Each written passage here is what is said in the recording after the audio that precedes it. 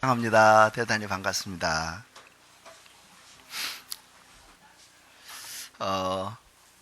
사람이 삶을 살면서 삶의 기본이 있습니다. 삶의 기본. 저는 이렇게 삶의 기본 그러면 잊어먹지 못할 만한 사람이 한 명 있습니다. 여러분 아실라나 모르겠어요. 야구선수 김성환. 그 사람 별명이 뭡니까? 오리궁뎅이입니다. 오리궁뎅이. 이 공을 치러 나가면요, 엉덩이를 왜 그렇게 흔들어대는지 모릅니다. 근데 홈런도 많이 치고요, 성적이 상당히 좋은 사람입니다. 이분이요, 기본기를 고치고 나서 그렇게 잘했답니다. 성도들도 삶을 살면서 기본 굉장히 중요합니다. 이 기본만 잡히면 신앙이 잘 되도록 되어 있습니다.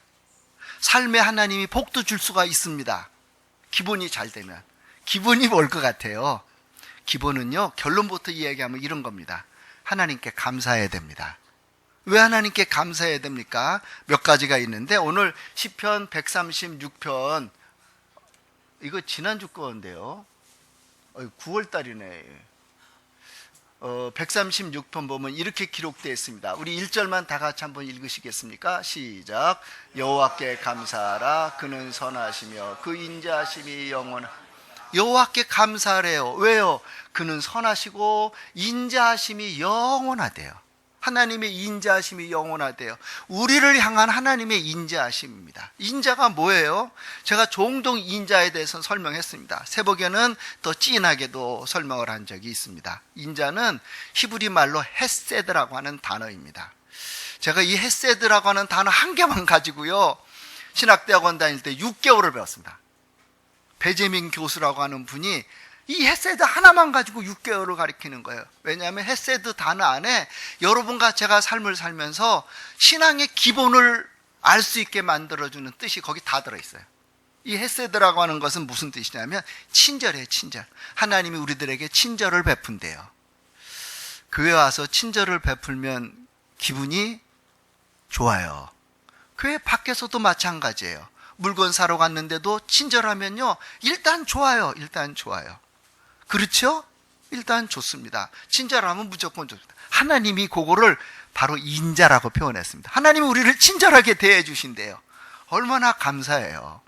영원히 친절하게 해주신대요. 친절, 자비, 자애, 사랑, 인자, 이게 전부 다 헤세드라고 하는 단어 안에 몽땅 들어가 있습니다.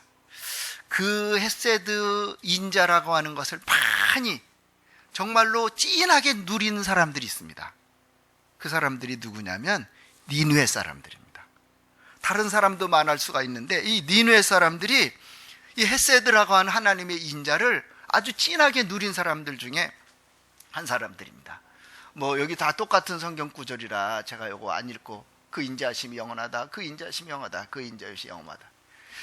이제 보면 요나서 3장 4절에 보니까 요나가 그 성읍에, 니느웨 성읍에 들어가서 하루 동안 다니며 외쳐 이르되 40일이 지나면 니느웨가 무너지리라. 하나님이 이렇게 말하라고 그랬을까요? 하나님이 말씀하라고 요나 입에다 넣어준 소리는 뭐냐면 회개하십시오.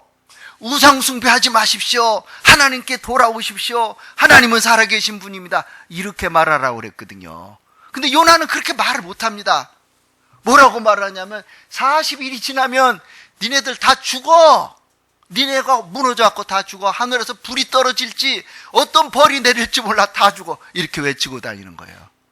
왜 그랬을까요? 회개하라고 이렇게 말을 해야지, 하나님의 선지자가. 왜 그랬을까요? 이유를 보면 이렇게 써 있습니다. 너는 요나야, 하나님이 말씀, 너는 일어나 저 큰 성읍 니느웨로 가서 그것을 향해 외쳐라. 그 악독이라고 써 있어요. 그 악독이, 니느웨 사람들의 악독이 내 앞에 상달되었음이라. 하나님께까지 사무치도록 악독이 가득했던 그러한 곳이니까 니느웨 하나님이 심판하겠다는 거예요. 요나 보고 가서 회개하라고 이야기를 하는 거예요. 그 악독이 어떤 걸까요? 악독이. 그 악독이요, 아슈르 바니팔 2세라고 하는 사람이 아수르 왕일 때입니다. 왕일 때, 뭐 다른 왕도 다 마찬가지였죠. 이 사람들은 주로 약탈, 원정을 가서 약탈해오는 게 이들의 직업이에요, 직업.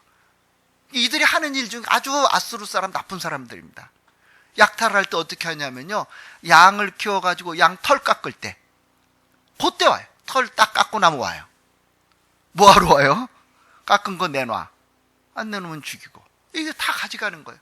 곡식을 키웠어요. 곡식이 추수할 때 그때 쳐들어오는 거, 그때. 그래서 이걸 다 뺏어가는 거예요. 뺏어가면서 온갖 나쁜 일을 많이 했어요. 그 나쁜 일이 바로 악독이라고 한 거예요. 뭐 물건 뺏어간 거 갖고 악독이라고 하나님이 표현했을까요? 그렇지 않아요. 이 사람들이 사람을 얼마나 잔인하고 무식하게 죽였냐면요, 첫 번째로가요, 사람의 가죽을 벗겨 죽였대요. 죽인 다음에 가죽 벗긴 게 아니고 가죽을 벗기는 과정 속에 앞으로 죽어버리는 거예요. 그렇게 할 수 있을까요? 얼마나 미워도 그렇게 가능합니까? 이건 불가능한 일이에요. 이 사람들이 이렇게 했대요. 두 번째, 사람을 죽이는데 약탈해가면서 어떻게 죽였냐면, 사람 멱살을 막, 등치도 크고 힘이 센 사람이 멱살을 콱 잡고 기둥에다가 머리통을 쾅쾅 이렇게 박아 죽일 때까지 이렇게 했대. 여러분들은 하도 뭐 잔인한 영화를 많이 봐서 그런가 전혀 얼굴도 찌푸리지도 않고 아주 그까이거 뭐 이렇게 들으시는 것 같아요. 소름이 끼쳐요. 어떻게 그럴 수가 있어요. 세 번째로는요, 이 사람들은 이제 이렇게 텐트 치고 사는 사람들이 많이 있었잖아요. 그때 당시에 팔레스타인은 유목민들이 많거든요. 그러면 텐트 고정시켜서 말뚝 박아 놓잖아요. 그 말뚝으로 사람을 박여서 죽였대요. 눕혀놓고 팔도 박고. 어떻게 말로 표현하겠습니까, 이거를? 이 아수르 사람들이 한 거예요. 그래서 악독이라고 표현한 거예요, 하나님이. 이 원어에 보면 그렇게 돼 있어요. 관리들을 붙잡아다가 손과 발을 다 잘라버렸대요. 이 세상에. 그럼 어떻게 살아요? 손과 발을 잘라버리면. 그러니까 너무 잔인한 거예요. 이거는 무식한 거예요, 무식한 거예요. 다섯 번째로 보면 눈, 코, 입, 귀를 도려냈대요. 여러분 혹시 이렇게 잔인하게 살았던 사람 들어보셨어요? 마지막 여섯 번째로는요, 젊은 사람들, 청년들, 남자나 여자 데려다가 활활 불질러 놓고 거기다 던져 넣었대요. 불에 태워 죽이는 거죠. 이게 아수르 사람들이에요. 그러니까 하나님이 그 악독이라고 하는 거예요. 요나가 니느웨로 가서 복음을 전해라, 그렇게 하나님 말씀하셨어요. 근데 다시스로 도망간 거 이해가 되지 않아요? 여러분이 요나라도 거기 가겠어요? 안 가죠. 만약에 요나가 니느웨 가서 복음을 전했어요. 그 사람들이 회개했어요. 요나 때문에 회개했어요. 요나 이스라엘로 올 수 있을까요, 없을까요? 이스라엘 오면 맞아 죽어요. 그래서 요나가 뭐라고 소리를 지르냐면은 40일이 지나면, 막 무식하게 표현하면 니네들 다 죽어. 40일이 지나면 성 무너진대. 이렇게 소리를 지르는 거예요. 그런데 신기한 일이 생겨져요. 그게 뭐냐면, 니느웨 사람들이 4절에 그렇게 말했거든요. 니느웨 사람들이 하나님을 믿어버렸대. 그 한마디 하나님을 믿었대요. 금식을 선포하고 높고 낮은 자를 막론하고 굵은 베옷을 입은지라. 그래도 용서해 주겠습니까? 근데 그 다음에 보니까 그 일이 니네 왕에게 들림에 왕이 보좌에서 일어나 왕복을 벗고 굵은 베옷을 입고 제위에 앉았대. 왕도 회개했대요. 세 번째로 왕과 그의 대신들이 조서를 내렸대요. 니느웨에 선포하여 이르되 사람이나 짐승이나 소떼나 양떼나 아무것도 입에 대지 말지니 곧 먹지도 말 것이요 물도 마시지 말아라. 이렇게. 와, 여러분 이 말을 듣고, 요나 말을 듣고 8절도 보면 뭐 사람이든 짐승이든지 전부 다 그렇게 악한 길에서 떠나고 강포에서 떠나라, 이렇게 얘기를 했다는 거예요. 여러분, 니느웨가 굉장히 큰 성읍입니다. 요나가 하룻길을 걸었다고 그랬잖아요. 고고학자가 말한 대로 보면 니느웨는요 직경 80km입니다. 그러니까 걸어서 똑바로 80km. 이게 그때 당시엔 그런 성읍이 없어요. 엄청나게 큰 겁니다. 80km면요 대전에서 출발해서 천안까지 정도가 80km 정도 될 겁니다. 그런 성읍이 없는 거예요. 굉장히 큰 거예요. 요나서 4장 11절에 보면 12만 명으로 나옵니다. 하나님이 여기에 좌우 분별 못하는 12만 명이 있는데, 고고학자가 조사해서 발표한 대로 보면 60만 명으로 돼 있더라고요. 60만. 이 사람들에게 요나가 뭐라고 그러냐면 다 죽는데, 니들 다 죽는데. 근데 회개를 하는 거예요. 궁금하지 않아요? 왜 회개했을 것 같아요? 하나님의 인자라고 하는 게 바로 그거예요. 이렇게 아주 못된 사람, 악독이 꽉 찼기 때문에 복음을 전해라 라고 할 정도로 이 사람들이 굉장히 악했는데, 이 사람들이 하나님의 인자라고 하는 단어가 니느웨에 있었어요. 너무 많은 불쌍한 사람들 다 죽어야 되니까, 지옥 가야 되니까. 첫째, 이 아까 말한 그 왕 있을 때 근간에 이거는 이게 전쟁이 한번 일어났대요. 근데 전쟁에 진 거예요. 전쟁에 지면 무슨 일이 생겨져요? 전염병이 퍼져요. 전염병 때문에 사람들이 얼마나 많이 죽었는지 몰라요. 유럽에도 전염병, 전쟁 후에 전염병 퍼져가지고요, 독일에서도 뭐 160만 명인데 100만 명 죽었다고 그러잖아요. 엄청나게 많은 사람이 죽은 거예요. 그러니까 이 아수르 사람들이, 니느웨 사람들이 마음이 꼴랑꼴랑꼴랑, 어떤 상식이 없는데 무슨 일이 생기냐면 일식이 딱 생겨버리는 거예요. 그러니까 얼마나 이가 큰일 났다, 무슨 일이 벌어진다, 하나님이 우리 나쁘게 살아갖고 진노하는가 보다. 그랬더니 네 번째 무슨 일이 딱 벌어지냐면요, 요나가 배를 타고 가다가 풍랑이 일어났는데 하나님이 내가 니느웨 가서 복음을 전하라고 했는데 내가 다시스로 도망가니까 하나님이 나 죽이려고 이런 풍랑을 만나게 했다. 나를 바닷속에 던져라 그래요. 요나는요, 바닷속에 던지라고 하는 게 진심이었어요. 바닷속에 안 던지면 사람은 어디 가야 돼요? 니느웨 가야죠. 니느웨 가면 그 사람들 살려내야 되잖아요. 그러면 안 되거든요, 요나는. 그러니까 나를 차라리 바다에 던져버려라. 용감하게 그렇게 말을 하는 거죠. 그래서 선원들이 바다에다 확 던졌네요. 던졌더니 그 풍랑이 일어나던 바다가 어떻게 됐어요? 순간 잔잔해져 버린 거예요. 깜짝 놀랐잖아요. 그리고 다시 니느웨로 돌아와요. 왜냐하면 배에 있는 물건도 다 버려버렸기 때문에. 니느웨에 돌아와가지고 선원들 수십 명이 이 소리를 막 떠들고 돌아다닌 거예요.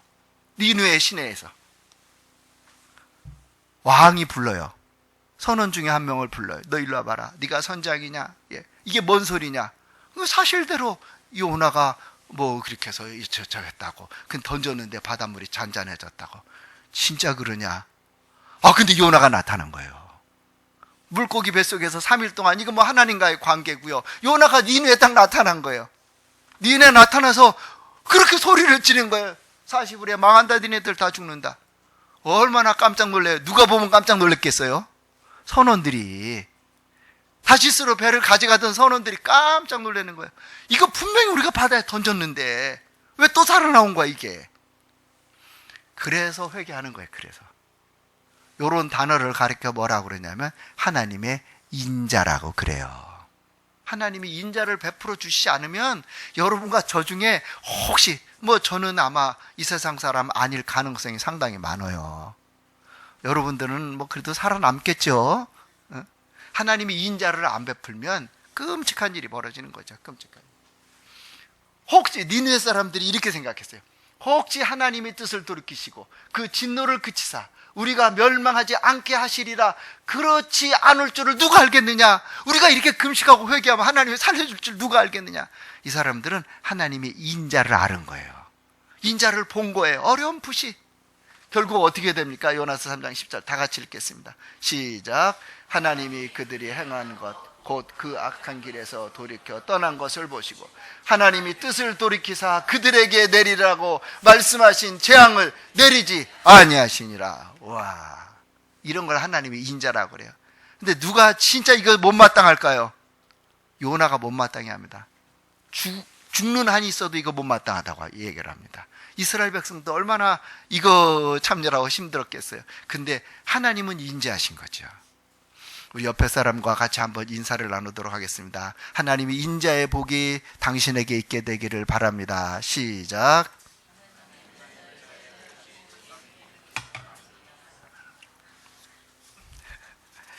상대방의 인자의 복이 있는 게 별로 마음에 안 드세요? 서울 안산제일교회 고훈 목사님, 이분은 시인이고 시를 많이 쓰시는 분입니다. 이분이 은퇴를 하셨는데 살아생전에 이런 일이 있었답니다. 그 교회 박 집사라고 하는 집사님이 계셨는데 박 집사님이 이제 암에 걸렸어요. 병에 걸렸어요. 그 죽어가요. 얼굴이 바짝 마르서 그저 송장 같아요. 근데 죽어가는데 안 죽어요. 그래서 너무너무 힘들고 괴로우니까 이 박 집사님이 식구들을 부탁해서 목사님 좀 오시라고, 임종 예배 좀 드려달라고. 의미가 뭐냐면 목사님이 예배 드려 빨리 좀 죽으라고 예배 좀 드려달라고 이 뜻이었어요. 그래서 목사님이 가서 예배를 임종 예배 드렸어요. 예배도 예배답게 못 드려. 너무 아파하니까 막 너무 힘들어하니까. 그리고 그냥 왔어요. 근데도 안 죽어요. 그러니까 한 번 더 와달라고. 그래서 목사님이 빨리 돌아가시도록 한 번 더 예배 임종 예배 드리러 또 갔어요. 예배를 드리러 갔는데 더 아파하고 힘들어요. 예배가 안 되는 거예요. 너무 아파하니까. 목사님이 이렇게 물어봐요. 아니, 무슨 미련이 이 세상에 있어요.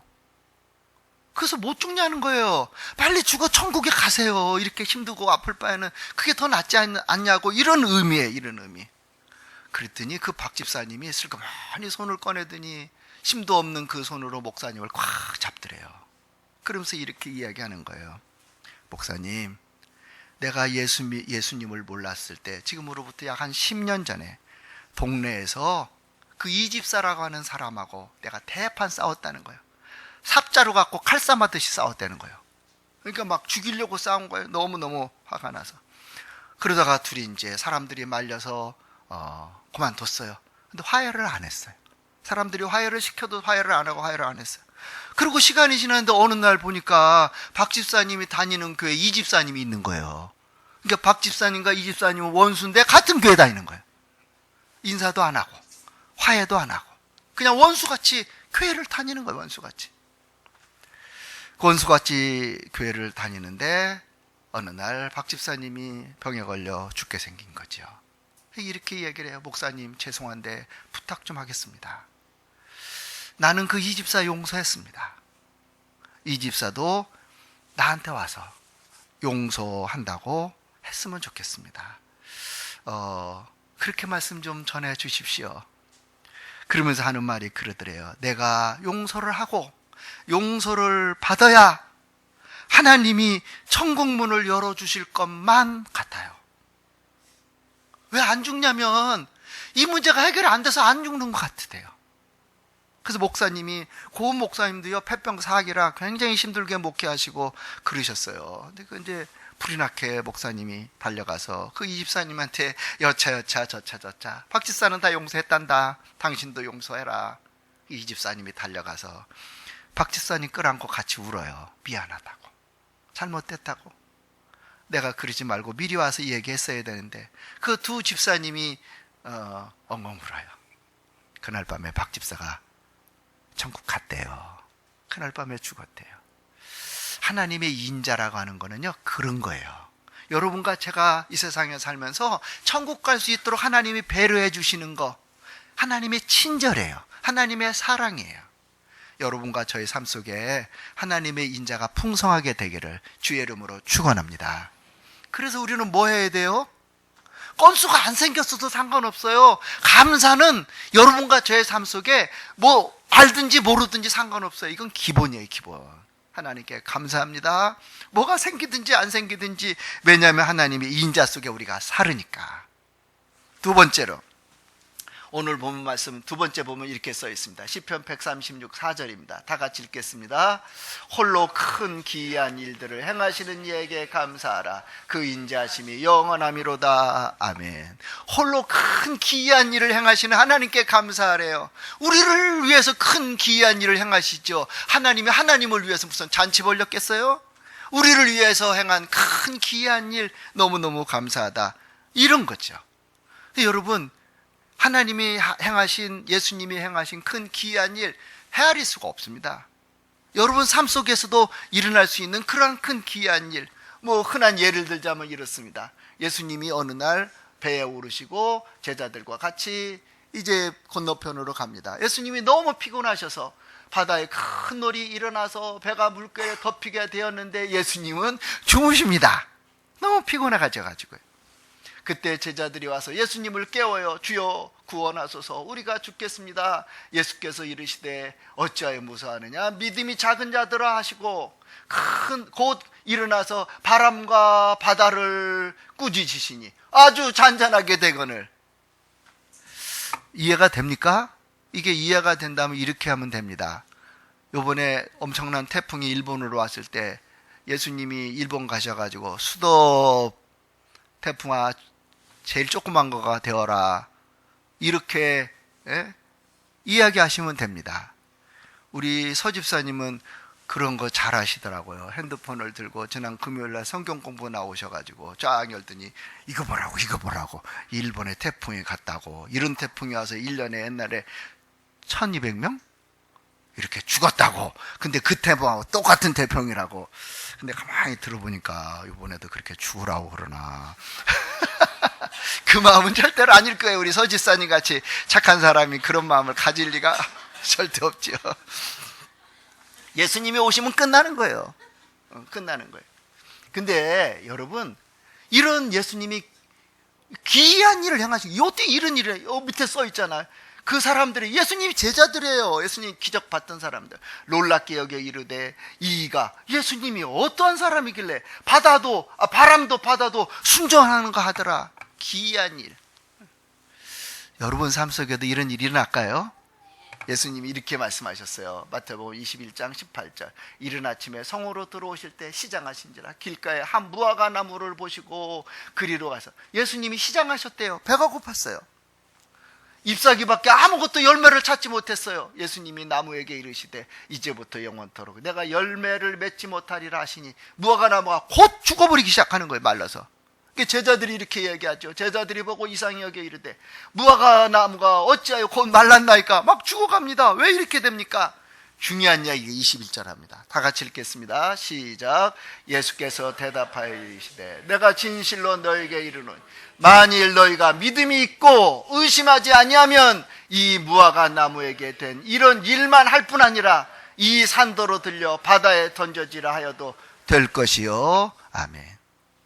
기이한 일을 하나님만 하는 게 아니라 우리도 할 수 있다는 거예요. 우리에게도 이것을 이임하신 거예요. 근데 여러분의 믿음이 중요한 거고요. 믿음대로 기도하는 게 중요한 거예요.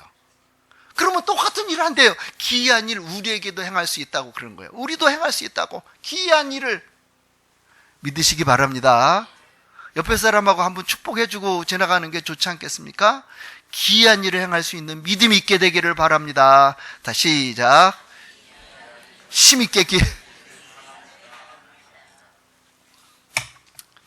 항상 국어책 읽듯이 하셔가지고 제가 만족한 적은 썩 많지는 않은데, 여러분이 잘 아시는 너희가 기도할 때 무엇이든지 믿고 구하면 된다. 믿음의 수준만큼의 사람들이 하나님께 기도를 해요. 믿음의 수준이 얕은 사람은 그냥 잘 자란 걸 기도하죠. 믿음의 수준이 큰 사람은 좀 큰 거, 더 큰 사람은 큰 것도 기도를 하죠. 그렇게 하나님께 영광을 돌리기 위해서. 우리나라에 오알 에비슨이라고 하는 선교사님이 왔어요. 1860년에 태어나서 1956년 제 호적 생일날 돌아가신 분이에요. 1956년까지 사셨는데 이분이 한국에 와서 6년 만에 건강이 굉장히 나빠졌어요. 한국이 의료시설이 시원찮고 좀 낙후돼서 비위생적으로 많이 살기 때문에, 그래서 6년 만에 안식년으로 다시 캐나다로 돌아가요. 휴양도 하고 그러기 위해서. 이 에비슨 선교사가 캐나다에 돌아가서 생각을 했어요. 한국에 진짜 도움이 주는 게 뭔가? 구제품 갖다 주는 거? 돈 갖다 주는 거? 그 사람들에게 먹고 살 수 있도록 해주는 거? 그건 진정한 도움이 아니다, 이렇게 생각이 들었어요. 그러면서 기도를 하는데 무슨 생각이 들었냐면, 한국에 좋은 시설의 병원을 하나 만들었으면 좋겠다. 그런 시설에 병원이 있으면 좋겠다, 이렇게 생각이 들어가지고요, 그날부터 하나님께 기도하기 시작해요.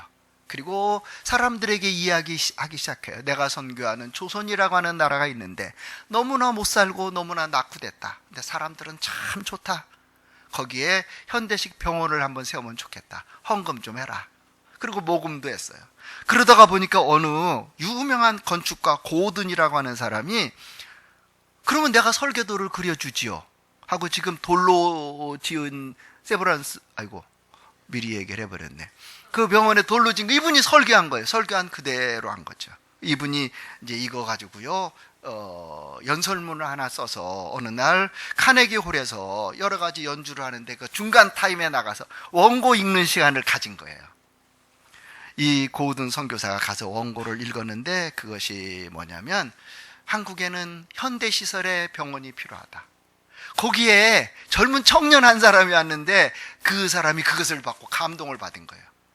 이 사람이 감동을 받고 손을 번쩍 든 거예요. 에비슨 부부 하고 내가 하겠습니다. 한국의 병원 내가 다 짓겠습니다. 그 사람의 이름이 세브란스예요. 이분이 고든 부부를 만나가지고요 이야기를 하는데, 고든 선교사 부부가 이런 얘기를 해요. 나와 내 아내는 1년 반 동안 우리 캐나다에 와서 안식년을 가지면서 이 병원을 위해서 기도했고, 우리는 당신의 선물을 우리의 기도에 대한 응답이라고, 하나님의 응답이라고 생각하고 있습니다. 이게 여러분, 그렇게 현대적 시설에 큰 병원 생각 안 했으면 이런 역사 안 일어나는 거죠. 이건 정말 기적 같은 일이에요. 기이한 일이에요. 그러니까 세브란스가 이런 얘기를 하는 거예요.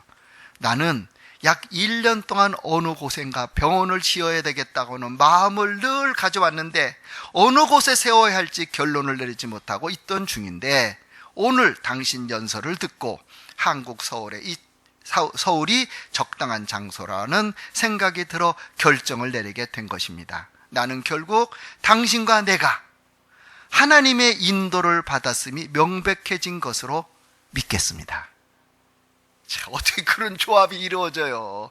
어떻게 그런 일이 생기냔 말이죠. 그래서 드디어 1900년 가을 에비슨 부부가 우리 한국에 와서 너무 기도 응답에 대한 너무 행복한 마음으로 병원을 짓기 시작했어요. 그 병원의 이름은 사실 에비슨 병원이라고 이름을 줘야 좋아요. 왜냐하면 이분이 다 알아서 설계도도 받아오고 헌금도 받아왔으니까요. 근데 에비슨 부부가 그렇게 하지 않고 전에 헌금을 낸 세브란스 병원이라고. 세브란스는 이름이에요. 사람 이름. 연세대병원 세브란스 병원이라고 해서 1902년 9월 달에 개원을 시작했대요. 여러분과 제가 살면서 세상에 기이한 일이 참 많아요. 그 기이한 일, 하나님을 믿고 하나님을 바라보면서 기도 제목으로 기도하지 않은 게 문제지, 하나님이 기이한 일을 우리 삶 속에 많이 만들어 주시죠. 할렐루야. 하나님의 살아계시다고 하는 표시잖아요. 자, 시간이 다 됐기 때문에 마지막 세 번째 간단하게 하고 말씀 마치겠습니다. 시편 146편 5절 보니까 지혜로 하늘을 지으신 하나님께 감사하라. 그 인자심이 영원하미로다. 땅을 물 위에 펴신 이에게 감사하라. 큰 빛을 지으신 이에게 감사하라. 해로 낮을 주관하게 하신 이에게 감사하라. 달과 별들로 밤을 주관하신 이에게 감사하라. 그 인자심이 영원하미로다. 그 인자심이 우리를 위해서 친절, 우리를 위해 사랑, 우리를 배려하기 위해서 이런 일들을 하셨대요. 여러분, 하나님이 천지만물 창조하신 거에 대해서 뭐 때문에 감사해요? 뭐 때문에 감사해야 되냐면요, 창세기로 돌아가면 이렇게 써 있습니다. 하나님이 이르시되 우리의 형상을 따라 우리의 모양대로 우리가 사람을 만들고 그들로 바다의 물고기와 하늘의 새와 가축과 온 땅과 땅에 기는 모든 것을 뭐 하라고요? 다스리게 하자고요. 만약에 원숭이에게 하나님이 이 권한을 줬으면 여러분과 저는 어떻게 해야 돼요? 여러분과 저는 나무에 올라다녀야 돼요. 그리고 얼굴 긁어가면서 원숭이 피해 다녀야 돼요.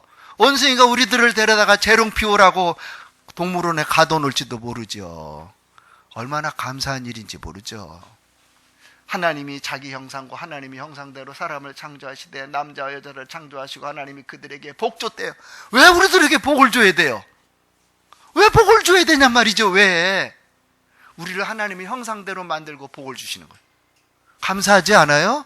이 기본, 삶의 기본이에요. 너무나 감사한 거죠. 하나님이 그들에게 이르시되 생육하고 번성하고 땅에 충만하라. 땅을 정복하라. 바다의 물고기와 하늘의 새와 땅에 움직이는 모든 생물을 다스리래. 우리 보고 다 다스리래. 그리고 식물들을 먹을 거로 우리들에게 주신 거죠. 여러분, 사람들이 삶을 살면서 가장 삶의 기본이 있다면 하나님께 감사한 거죠. 왜 감사합니까? 그 하나님 우리들에게 인자, 친절을, 사랑을 베풀어 주셨기 때문에. 왜 감사해야 돼요? 우리로 하여금 기이한 하나님의 일을 할 수 있도록 우리에게 은혜를 주고 혜택을 주셨기 때문에. 왜 감사해야 돼요? 이 세상 모든 것이 다 우리 거예요.